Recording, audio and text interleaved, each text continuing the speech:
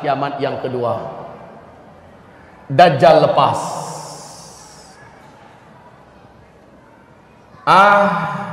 Manusia sudah mengimpi-impikan datangnya makhluk paling celaka ini. Manusia sudah lama merindu-rindukan datangnya. Kenapa? Didengar kabar Dajjal lah yang sanggup menyelamatkan manusia. Maka orang rindu ingin berjumpa dengannya, kecuali orang yang beriman. Orang beriman tahu persis Dajjal sudah dekat mau keluar. Lalu orang beriman makin merapat kepada Allah, makin banyak sujudnya, makin banyak angkat doa dan tangannya ke langit, makin minta agar Allah lindungi dari Dajjal. Dan ternyata benar, Dajjal lepas. Ma baina khalqi Adam ila qiyamis sa'ah fitnatun akbar minad Dajjal. Sejak Adam diciptakan sampai kiamat, tidak ada fitnah yang lebih hebat, yang lebih berat, yang lebih dahsyat melebihi fitnahnya Dajjal. Dajjal manusia biasa. Ma min nabiyyin mursal, tidak ada seorang nabi pun yang diutus oleh Allah ke muka bumi melainkan pasti memperingatkan kaumnya tentang bahaya Dajjal. Hati-hati Dajjal, hati-hati Dajjal. Setiap nabi ingatkan kaumnya, hati-hati Dajjal. Dan Rasulullah bersabda sallallahu alaihi wasallam, kalau saat Dajjal itu keluar saya masih hidup, saya yang akan menghadang Dajjal, saya yang akan melawan Dajjal, kata Rasulullah. Tapi kalau saat itu munculnya Dajjal, saya sudah tidak ada. Setiap kalian harus melindungi dan membela dirinya sendiri-sendiri dari Dajjal. Kaum muslimin, Rasul menyebutkan Dajjal itu orangnya seperti ini, anak keturunan Adam. Dia lebih pendek dari kalian sedikit, hanya satu orang. Jangan fikir Dajjal itu sebuah kekuatan yang besar, ya. Dia lebih pendek daripada kalian. Mukanya jelek sekali, matanya dua, yang sebelah kanan kata Rasulullah tertutupi oleh melelehnya daging bagian atas, menutupi mata. Lalu bagian ujung daripada yang menutupi ini lengket ke pipi, dan ada membentuk semacam jengger ayam, ya, bergelantungan, jelek sekali Pak. Kemudian matanya yang sebelah kanan itu seperti mau keluar dan nampak lengkungan seperti ini. Mata sebelah kiri sudah mau lepas, warnanya hijau kaca. Rasul mengatakan kulit Dajjal itu putih pucat kemerah-merahan, rambutnya keribu. Di sela-sela rambutnya yang keribu ada rambut-rambut yang lurus. Lehernya lebih panjang daripada leher kalian sedikit. Bahunya mereng. Dadanya lebar, full daging. Sekel Pak, full daging. Enggak gemuk tetapi sekel, lebar dadanya. Apabila dia berjalan, kata Rasulullah, kaki kiri dengan kaki kanannya, jempolnya saling berdekatan. Dua mata kaki saling berjauhan. Seperti ini. Jelek sekali. Kaum muslimin yang kami muliakan, tapi jangan lihat orang kayak gitu Dajjal gitu, keturunan Dajjal, ya. Rasulullah menyebutkan khusus orang yang beriman, yang menurut Allah masih ada iman di dadanya. Karena banyak orang nanti merasa dirinya masih beriman, padahal menurut Allah sudah nggak ada lagi iman di dadanya. Khusus orang beriman, dia diberi oleh Allah kemampuan apabila sempat tiba-tiba kepergok atau berjumpa dengan Dajjal, dia pasti bisa melihat ada tulisan kafir, kafir di antara dua alisnya. Hanya orang beriman, padahal nggak nampak Pak, tapi khusus orang beriman seperti nampak tertulis kafara di sini. Subhanallah kaum muslimin, menandakan kita hari itu masih beriman atau tidak kalau sempat. Dan jangan pernah, ya, mudah-mudahan tidak pernah kita berjumpa dengan Dajjal. Nabi mengatakan jangan pernah kalian berjumpa dengan Dajjal, jangan kalian pernah berjumpa dengan Dajjal. Demi Allah, kata Rasulullah, Dajjal itu bergelar Al-Masih. Dajjal itu bergelar Al-Masih. Al-Masih Dajjal. Apa makna Al-Masih? Sang penghapus. Dajjal itu ketika dia berjumpa dengan orang, hapuslah iman orang itu, menguap. Bahkan kata Rasulullah, akan datang nanti seorang lelaki yang sangat yakin imannya tidak akan hilang. Seorang lelaki yang merasa imannya sudah kuat dan dia tidak akan berubah, tidak akan murtad bila berjumpa dengan Dajjal. Lalu dia keluar dari rumahnya, berjumpa dengan Dajjal. Ketika mana dia bertatapan saling melihat, saat itu hilanglah iman dari dadanya dan dia pun langsung sujud menyembah Dajjal. Padahal laki-laki ini sangat kuat imannya. Maka Nabi haramkan umatnya, jangan pernah nak berjumpa dengan Dajjal. Jangan pernah, apalagi niatnya mau minta tanda tangan. Siapa yang berjumpa dengan Dajjal, murtad, kafir kepada Allah. Dan siapa yang sudah kafir kepada Allah, sampai matinya dia tidak akan pernah lagi beriman kepada Allah.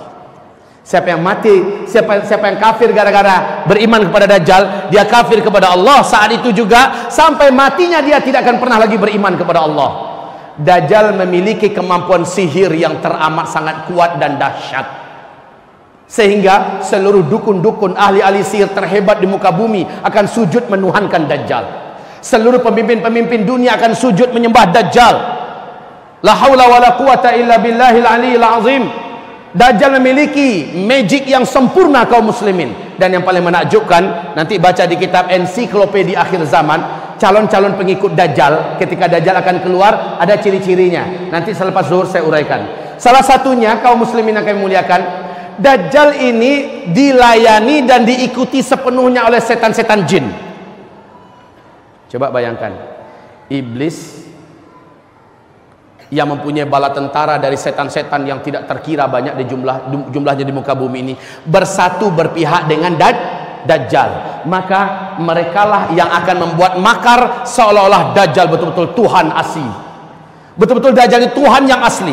Dajjal menunjuk ke langit, berkumpullah awan, air hujan pun turun. Dajjal menunjuk ke bumi yang gersang dan tandus, bumi itu langsung menjadi subur. Tanah-tanahnya menimbulkan buah-buahan dan rumput-rumputan yang tebal. Hewan ternak kelihatan gemuk-gemuk dan sehat. Dajjal menunjuk ke arah kuburan. Satu pemakaman itu, satu kuburan itu bangkit manusia yang kembali utuh dengan tubuh yang sehat, ya. Dan dia mengatakan, anakku, ayah telah dihidupkan oleh Tuhan kita. Ini adalah Tuhan kita. Berjumpa suami yang sudah meninggal dengan istrinya, istriku, ini adalah Tuhan kita, lihat aku telah dihidupkannya. Padahal kaum muslimin, Rasul mengatakan seluruh yang bangkit dari kuburan itu adalah setan-setan yang menjelma menjadi manusia yang dulu pernah mati. Bukan orang yang sudah mati itu, tapi setan yang menjelma dalam wujud manusia-manusia dulu yang telah mati. Orang beriman harus tahu ini rahasia-rahasianya. Tidak ada satu orang pun yang mampu bertahan ketika berjumpa dengan Dajjal. Tidak ada, seluruhnya akan rontok imannya. Tapi kata Rasul, orang beriman yang terserempak. Bahasa Indonesia terserempak ini apa ya? Ini bahasa Malaysia nih. Terserempak itu apa-apa? Mendadak ketemu gitu. Dia sudah berusaha menghindar dan dia nggak tahu kalau Dajjal sudah sampai ke kotanya, lalu mendadak ketemu. Kepergok. Hah? Ya sudah, pokoknya ketemu begitulah. Tanpa direncanakannya. Kata Rasulullah, wajib ketika itu membaca surat Al-Kahfi di depannya. Bacalah 10 ayat pertama atau 10 ayat terakhir. Jangan lepaskan bacaan itu, ya. Teruslah baca sampai dia betul-betul sudah lepas dari Dajjal. Tutup mata, tundukkan wajah, bacalah surah Al-Kahfi. Alhamdulillahilladzi anzala ala abdihil kitab. Terus baca sampai ayat ke-10, ulang balik baca. Sampai ke-10, ulang balik baca. Betul-betul baru berhenti setelah dia buka mata sudah nggak ada siapa-siapa, selesai. Tapi kalau nggak hafal ini, nah ini yang bahayanya.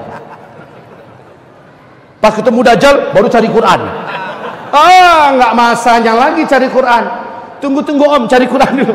Habis nih. Makanya diperintahkan menghafal surat Al-Kahfi. Hafalkan surat Al-Kahfi 10 ayat pertama atau 10 ayat terakhir dari sekarang, dan lancarkan membacanya. Sering-sering bawa dalam sholat.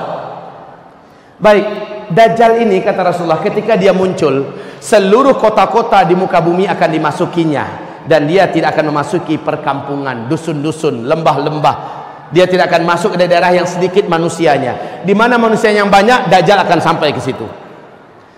Saat Dajjal sampai di situ, magicnya dan kekuatan sihirnya langsung menyebar, sehingga para wanita-wanita pada umumnya kata Rasulullah seperti tertarik untuk keluar dari rumah ingin berjumpa dengan Dajjal. Maka sabda Rasulullah SAW, bila kamu dengar Dajjal sudah sampai ke kota kamu, carilah istri-istri kamu, bawa ke rumah, ikat dia di dalam rumah. Carilah ibunda kamu, bawa ke rumah, ikatlah mereka di rumah, tambatkan mereka ke tiang, ikatkan kakinya. Baca itu hadis, ini hadisnya sahih, jangan katakan saya mengarang-arang. Ensiklopedia akhir zaman, Nabi perintahkan, kalau kamu dengar Dajjal sudah sampai masuk ke kota kamu, segera kamu kumpulkan istrimu, anak-anak gadismu, emak-emak kamu, karena yang paling banyak terkena kekuatan sihirnya Dajjal adalah kaum wanita. Ikatkan mereka di rumah-rumah kamu, tambatkan kaki mereka ke tiang-tiang rumah agar mereka tidak keluar. Saking kuatnya, Pak. Bagaimana kalau seandainya iman kita sendiri lemah? Ya udah, dengan bapak-bapak ke bawah, bawa bini, bawa anak, ayo. Nah, maka dengan ini memastikan kita wajib memperkuat iman, kita wajib memperteguh akidah, meluruskan tauhid. Kalaulah Allah beri saya rezeki, saya punya peralatan yang bisa lengkap, kamera lengkap, saya ingin syuting tiap hari bagaimana menggiring menjadi ahli tauhid di akhir zaman. Bagaimana tauhid yang sebenarnya, mulai dari pembahasan Asmaul Husna, pembahasan tentang la ilaha illallah, pembahasan yang akan menguatkan tauhid, biar tidak berjumpa pun kita, Bapak bisa mengaksesnya di YouTube. Kalaulah Allah kasih rezeki. Tetapi kaum muslimin, hamba-hamba Allah yang kami muliakan, sampai hari ini niat itu belum kesampaian. Kaum muslimin, kita lanjutkan. Dajjal ini, kata Rasulullah, akan muncul dengan tanda-tanda alam yang tidak bisa ditutupi. Dia akan muncul dengan tanda-tanda alam yang tidak bisa disembunyikan, nggak bisa juga dikarang-karang. Di dalam hadis Sahih Muslim, Tamim Ad-Dari bercerita pertemuannya dengan seorang lelaki bertubuh gompal, terikat dengan rantai yang besar kakinya, dan rantai itu menghubungi kedua tangannya, terikat di dua tangannya, dan juga rantai itu menghubungi lehernya, terikat lehernya, tergeletak di lantai di sebuah pulau di Laut Yaman, dalam salah satu kuil tua. Tamim Ad-Dari dengan 20 awak kapalnya bertanya, celakalah engkau, siapa engkau? Kata lelaki yang terikat itu, kalian tidak usah takut kepada saya terikat dan saya tidak akan bisa menyakiti kalian. Apakah kalian datang dari Arab? Tamim Ad-Dari menjawab, benar, kami dari Arab. Sudah lama saya menanti-nanti orang Arab masuk ke pulau ini. Saya mau mendengarkan perkembangan dunia terkini seperti apa. Dia bertanya, apakah sudah muncul seorang lelaki di Arab? Dia adalah orang ummi, ngaku-ngaku sebagai nabi, namanya Ahmad. Udah keluar belum? Maka dijawab oleh Tamim Ad-Dari, sudah. Oh, sebentar lagi. Kalau begitu sebentar lagi. Kalian beriman nggak dengannya? Ada yang beriman kepadanya, ada yang tidak beriman. Beruntunglah yang mau beriman kepadanya, kata laki-laki ini.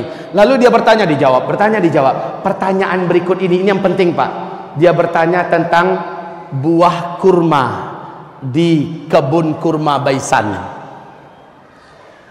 Tamim Ad-Dari mengatakan, apanya yang ingin kamu tanyakan? Laki-laki yang terikat itu berkata, sekarang masih berbuah enggak? Sekarang buahnya banyak, lebat. Tidak lama lagi buahnya akan berakhir. Itu adalah tanda-tanda saya akan lepas. Lalu dia bertanya lagi tentang Danau Tiberias. Danau Tiberias, apanya yang ingin kau tanyakan? Kata Tamim Ad-Dari, apakah masih ada airnya sekarang? Menjawablah laki-laki yang terikat itu, airnya sekarang tidak berkurang dan banyak. Laki-laki itu yang terikat ini berkata, tidak lama lagi danau ini akan mengering, tinggal tersisa sedikit. Saat itu saya lepas dan saya bebas. Ketahuilah oleh kalian, saya adalah Al-Masih, kata laki-laki yang terikat itu. Saya adalah Al-Masih. Dia tidak mau menyebutkan namanya lengkap, Al-Masih Dajjal. Dia hanya mengatakan, saya adalah Al-Masih.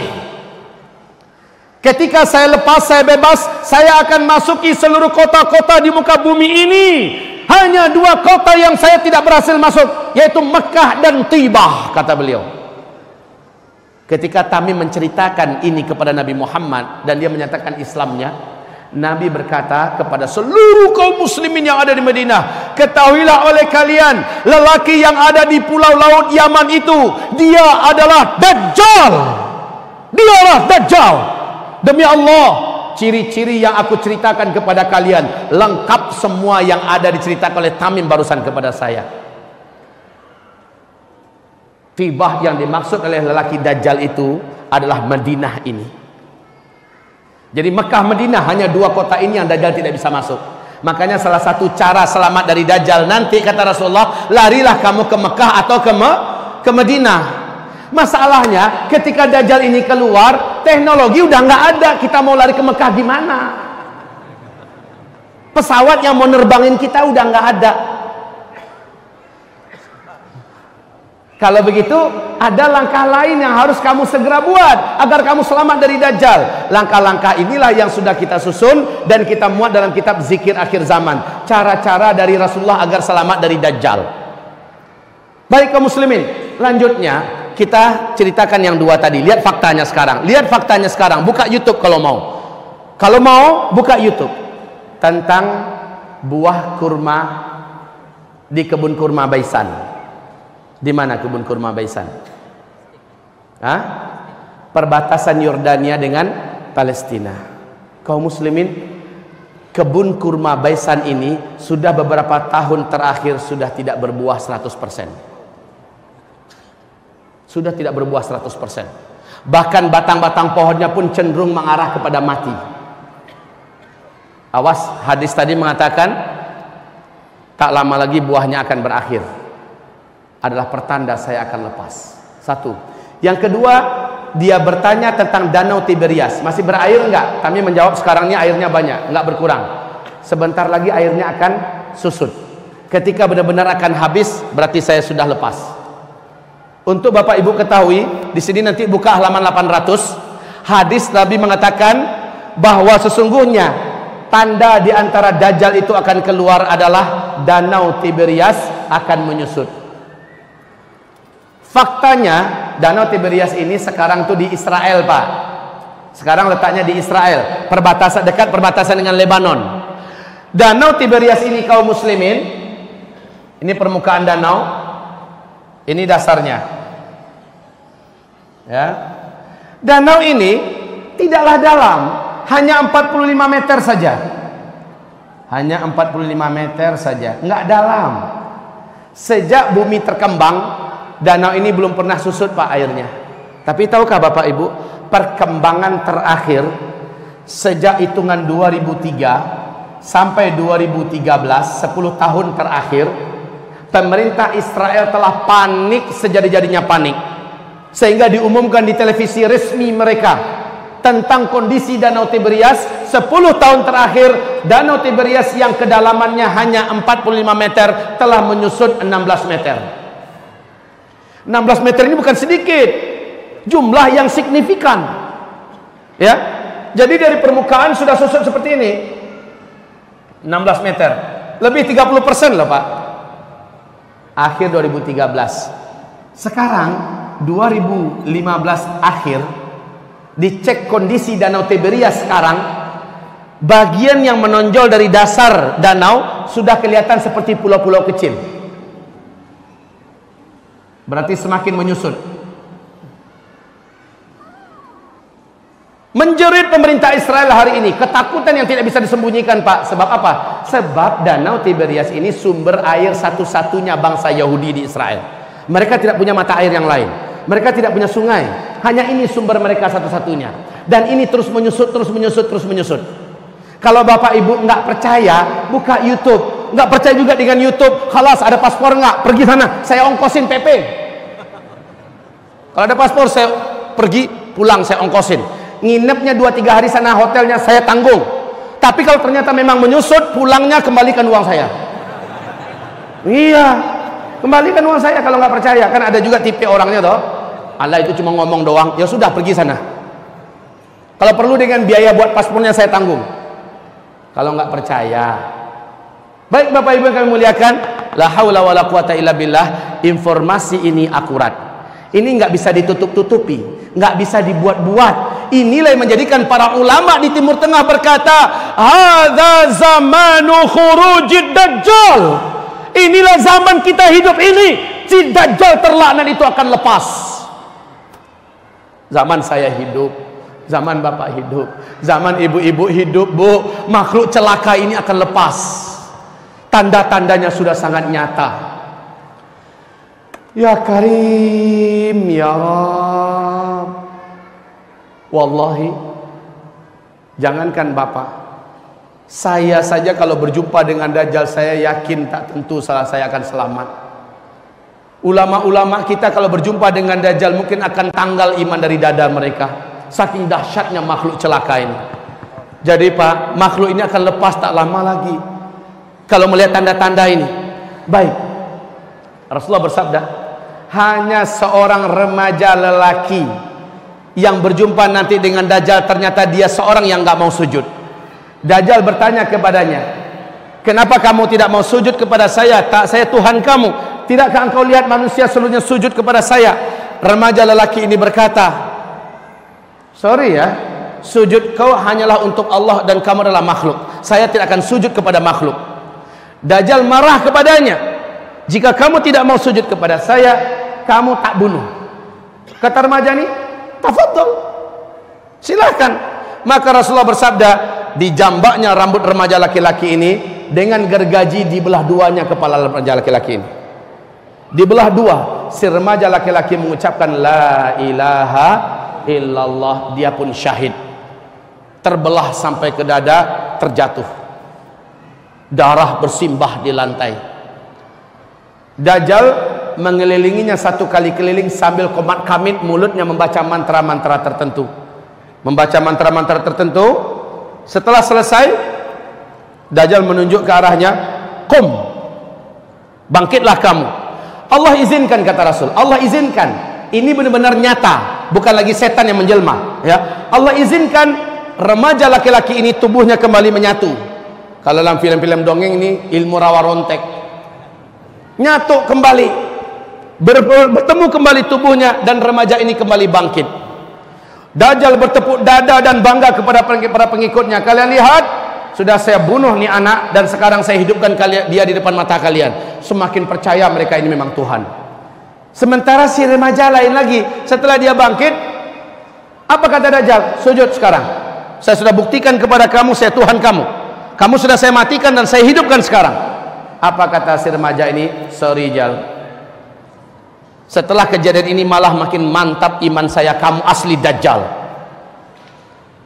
Hai manusia, inilah dia Dajjal yang diceritakan oleh Rasulullah SAW. Rasulullah telah menceritakan akan ada seorang remaja lelaki yang akan dibunuh oleh Dajjal karena tidak mau sujud kepadanya, dan Dajjal menghidupkannya kembali dengan izin Allah. Remaja-remaja itu hidup, tetapi setelah itu Dajjal tidak akan sanggup lagi membunuhnya kali kedua, dan juga tidak ada sanggup membunuh manusia manapun. Hai manusia, taubatlah kalian, ini adalah Dajjal, kafirilah oleh kalian dia.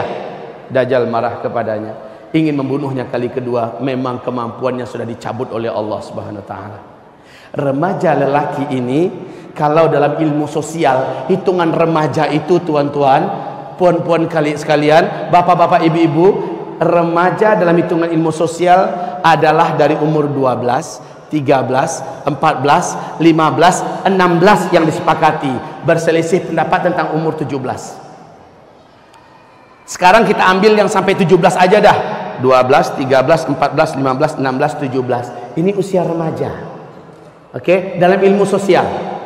Pak, apakah Bapak mengikuti perkembangan di Timur Tengah? Hebohnya TV-TV Arab lebih kurang 12-13 tahun yang lalu. Silakan buka kembali di YouTube. Heboh karena di TV-TV Arab diberitakan telah lahir seorang bayi laki-laki di Palestina. Bayi ini baru saja lahir, dia berbicara dengan bahasa Arab fusha. Satu kali saja, setelah itu dia normal seperti bayi-bayi pada umumnya. Dan ini diadakan wawancara karena gempar.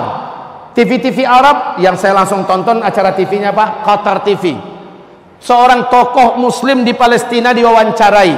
Dia bersaksi, dia bersumpah, silakan tanya syekh-syekh kami di Palestina, bahwa ini nyata, seorang bayi laki-laki telah lahir, berbicara dengan bahasa Arab fusha satu kali saja. Apa katanya? Berikut ini, silakan terjemahkan. Ana rajulun sayaqtuluni dajjal wala yaqtulu ba'di ahadan abada. Kurang lebih seperti ini. Ana rajulun sayaqtuluni dajjal wala yaqtulu ba'di ahadan abada. Kemudian bayi ini normal umumnya seperti bayi-bayi yang lain. Bisa ada yang bantu terjemahkan selain Abah? Ada bisa bantu terjemahkan? Ana apa artinya? Nah itu kan bisa. Rajulun, seorang lelaki. Saya kutuluni Dajjal, yang nanti saya akan dibunuh oleh Dajjal. Wala yaqtulu ba'di ahadan abada. Setelah itu Dajjal tidak akan sanggup lagi membunuhku, dan tidak pun seorang pun setelahku membunuhnya. Dajjal sudah tidak mampu, seorang pun selama-lamanya. Kejadian ini sekarang sudah masuk tahun ke-13. Sudah masuk tahun ke-13. Seandainya berita ini sahih, seandainya berita ini sahih, maka semakin menguatkan keyakinan kita sudah sangat dekat Dajjal terlaknat itu akan keluar. Umurnya sekarang masuk 13, 14, 19, 16, 17. Berarti dalam hitungan tahun yang sangat dekat si Dajjal celaka ini akan keluar. Siap atau tidak? Siap atau tidak? Demi Allah saya tidak siap. Bapak gimana? Kalau ada yang berani mengatakan siap, terlalu. Saya tidak siap. Dajjal ini terlalu berat untuk dihadapi. Sedangkan para nabi saja berlindung kepada Allah dari Dajjal. Bagaimana lagi orang biasa macam kita? Tapi kenyataannya sudah sangat dekat. Ustadz, bisa jadi itu rekayasa TV Pak Ustadz supaya laris acaranya. Mungkin. Bisa jadi. Ini adalah rekayasa TV. Dibuat-buat agenda dan acaranya. Tetapi kaum muslimin, ini TV-TV Arab memuat semua ya. Jika ini memang rekayasa, bagaimana tentang Danau Tiberias? Bisa direkayasa nggak ini? Nggak bisa. Bagaimana dengan pohon kurma di kebun kurma Baisan? Bisa direkayasa nggak? Nggak. Karena hadisnya sahih. Taib kaum muslimin hamba-hamba Allah yang kami muliakan, tentang kemunculan Dajjal, tanda-tandanya sudah sangat-sangat dekat. Bapak lihat, hampir negara-negara besar di dunia mempersiapkan kemunculan Dajjal. Negara-negara besar dunia mempersiapkan ciri-ciri dan tanda-tanda kemunculan Dajjal. Bapak, Dajjal nanti masuk ke Madinah, nggak bisa. Ketika gagal masuk Mekah, nggak bisa. Dia bersuara masuk Madinah juga tidak bisa. Kenapa tidak bisa? Sudah ada malaikat yang menghunus pedang di tiap-tiap pintu masuk Mekah atau Madinah. Maka Dajjal tak berhasil masuk. Dajjal naik ke atas sebuah bukit di luar kota Madinah, kata Rasul, dan melihat ke arah Madinah. Dajjal berkata sambil menunjuk ke masjid Nabi, itu adalah istana putihnya si Ahmad. Itu adalah istana putihnya si Ahmad. Dia menghentakkan kakinya 3 kali di atas bukit itu. Gempa ke satu kota Madinah. Orang-orang munafik, orang-orang musyrik yang tinggal di dalam kota Madinah keluar seluruhnya, keluar dari kota Madinah bergabung dengan Dajjal. Dan ketahuilah, bukit tempat dia menghentakkan kaki disebut dengan Bukit Garam.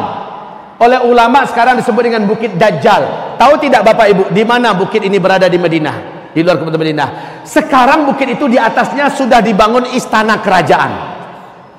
Jadi yang Bapak lihat masuk ke Madinah, pergi ke Uhud, ada nampak satu bukit didirikan istana, itu adalah bukitnya Dajjal. Itu Bukit Garam. Masya Allah. Kayak dipersiapkan, inilah tempat ente nanti wahai Dajjal. La haula wala quwata illa billah. Kaum muslimin yang kami muliakan, sementara istana putih yang ditunjuk oleh Dajjal ke Masjid Nabawi, ketika Nabi melafazkan hadis ini, seperti apa kondisi Masjid Nabawi? Lantainya saja masih tanah. Betul? Lantainya saja masih tanah, tiang-tiangnya masih pohon kurma, atapnya masih pelepah kurma. Sementara Dajjal di akhir zaman mengatakan itu istana putihnya si Ahmad. Masjid Nabawi sekarang kondisinya mirip istana enggak? Mirip kaum muslimin. Ketika Dajjal menunjuk itu adalah istana putihnya Muhammad, kondisi Masjid Nabawi sekarang lah yang paling cocok. Masya Allah. Baik, Dajjal tidak lama setelah dia keluar, bumi ini dikelilinginya. Masanya tidak lama, hanya 1 tahun 2 bulan 2 minggu Dajjal pun selesai masanya. Kenapa? Muncul tanda besar kiamat yang ketiga. Turunnya dari langit manusia yang sudah disimpan oleh Allah, khusus muncul di akhir zaman membunuh Dajjal. Siapa? Isa alaihis salam. Isa alaihi salam. Nabi Isa alaihi salam turun di Damaskus, di masjid yang ada menara putihnya, kata Rasulullah. Isa akan turun di Damaskus, di Dimashq, bi manaratil bayda, di menara yang masjid yang ada menara putihnya. Kaum muslimin yang kami muliakan, masjid ini ternyata di Damaskus hari ini sudah ada, dan dia seperti yang ditulis oleh Syekh Al-Hafiz Al-Mufassir Al-Muhaddis Al-Hafiz Ibnu Katsir dalam kitab Tafsir Al-Qur'anil Azim, menjelaskan bahwa sesungguhnya Masjid Jami' Amawi disitulah nanti tempat turunnya Nabi Isa. Ada menara putihnya, Pak. Ini termasuk masjid yang sampai hari ini belum dirusak oleh Bashar Assad. Masya Allah. Kaum muslimin yang kami muliakan, Nabi Isa turun di Damaskus, bukan Isa Habibullah yang di Jombang kemarin ngaku sebagai Nabi Isa. Syukur udah tobat sekarang ya, udah tobat. Bukan. Kaum muslimin, Isa turun. Al-Mahdi terkepung di masjid itu sudah sekian hari. Orang-orang beriman bersama Al-Mahdi sudah terkepung di dalam masjid itu sekian hari. Al-Mahdi ini siapa yang akan memimpin di sini? Di mana munculnya Al-Mahdi? Setelah Dukhan. Ingat baik-baik, Al-Mahdi akan muncul setelah Dukhan. Di sini Al-Mahdi muncul. Taib, kaum muslimin, Al-Mahdi menaklukkan timur dan barat. Kemudian saat Dajjal keluar, dia tidak sanggup berperang melawan Dajjal, dalam artian tidak terkalahkan Dajjal. Lalu Al-Mahdi terkepung di Masjid Jami' Amawi. Al-Mahdi, hamba-hamba Allah yang kami muliakan, dengan orang beriman salat subuh berjamaah, kumandang subuh. Kemudian selesai salat sunat fajar atau salat sunat qabliyah subuh, Al-Mahdi suruh qomat. Beliau pun maju ke depan. Saat maju ke depan, seluruh mata mengarah kepada langit. Ternyata Nabi Isa sedang turun diapit oleh dua malaikat yang masing-masing malaikat punya dua sayap yang terkembang. Nabi Isa turun, tangan Isa yang kanan memegang bahu sebelah kiri malaikat sebelah kanannya. Tangan Isa yang sebelah kiri, telapak tangannya memegang bahu sebelah kanan malaikat yang sebelah kirinya. Isa pun turun. Rambut Nabi Isa, kata Rasulullah, bagaikan orang yang baru siap mandi, seperti ada air-air yang menetes. Orang-orang yang beriman tersenyum bahagia karena yang dinanti-nanti sudah datang, Isa alaihi salam. Dan memang mereka sangat yakin, Pak, inilah saatnya Nabi Isa harus turun.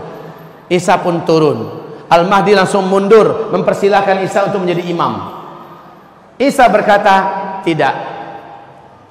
Imam pada masa ini adalah engkau. Saya hanya penolongmu, saya hanya pendampingmu. Majulah, jadilah imam. Isa pun sholat di belakangnya.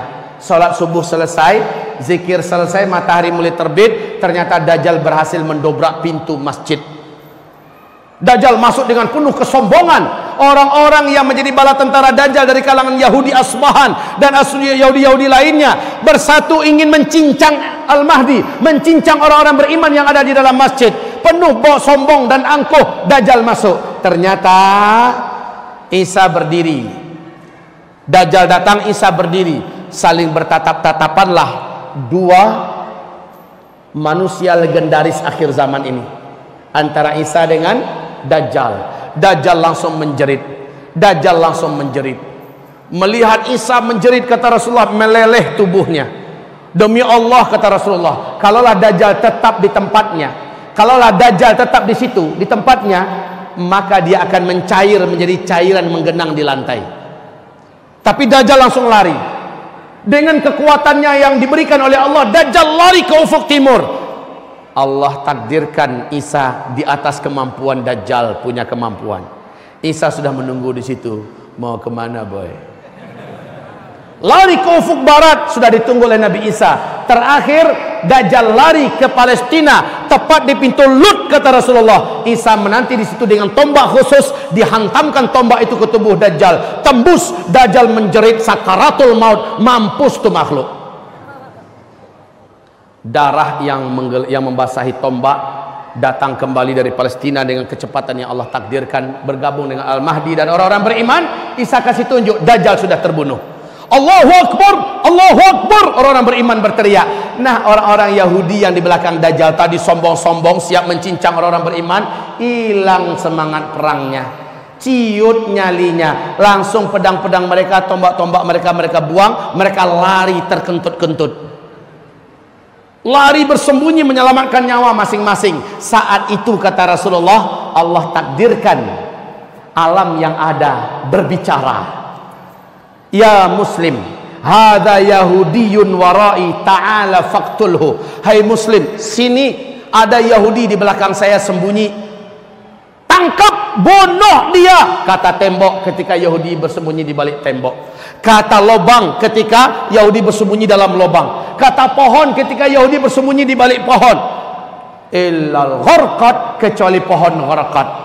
Innaha syajarul yahud, sesungguhnya gharqad itu adalah pohonnya Yahudi, bangsa Yahudi. Makanya 12 tahun yang lalu, Pak, rabi-rabi Yahudi telah memerintahkan siapapun jadi Perdana Menteri wajib menanam pohon gharqad sebanyak-banyaknya. Maka start penanaman pohon gharqad di Israel lebih 12 tahun yang lalu bermula dari 2 juta batang pohon gharqad yang hari ini sudah setinggi 14, 15 dan 16 meter, Pak. Udah standby itu pohon gharqad. Mereka tahu ini akan menjadi pohon kita di akhir zaman. Aneh itu. Dia tahu dari hadis Nabi, mereka percaya gharqad inilah pohon kemenangan mereka di akhir zaman. Mereka tanam banyak-banyak. Tapi kan udah bocor duluan ke tangan orang beriman kan? Hadisnya sudah ada. Orang beriman tahu nih kemana sisa Yahudi. Pasti ke kebun pohon gharqad. Oh, udah orang beriman datang bawa pedang-pedang mereka. Lihat ada Yahudi, cincang. Ada Yahudi, habis Yahudi sehabis-habisnya, habis. Kemudian agama Nasrani dihapuskan oleh Nabi Isa alaihissalam, salib dibinasakan. Lalu Isa mengajak kembalilah ke agama tauhid yang diajarkan Nabi Muhammad sallallahu alaihi wasallam. Orang-orang Nasrani mengucapkan asyhadu an la ilaha illallah wa asyhadu anna Muhammadan Rasulullah.